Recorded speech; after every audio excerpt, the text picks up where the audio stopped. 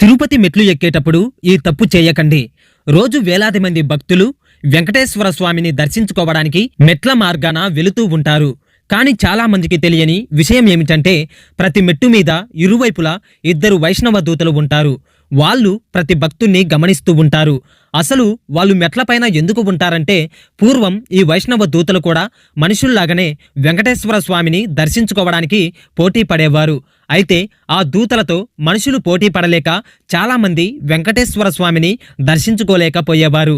అది చూసిన వెంకటేశ్వర స్వామి తన వైష్ణవ దూతలకు ఒక షరతు పెట్టాడు. ఎవరైతే భక్తులు నా నామాన్ని నిష్కలష్మంగా మనస్ఫూర్తిగా స్మరించడం వింటారో ఆ వైష్ణవ దూత మాత్రమే నన్ను దర్శించుకోవాలి అని షరతు విధించాడు. ఈ కారణంగా వైష్ణవ దూతలు మెట్లకి ఇరువైపులా నిలబడి మనస్ఫూర్తిగా స్వామి నామాన్ని జపించే భక్తుడి కోసం వేచి చూస్తూ ఉంటారు.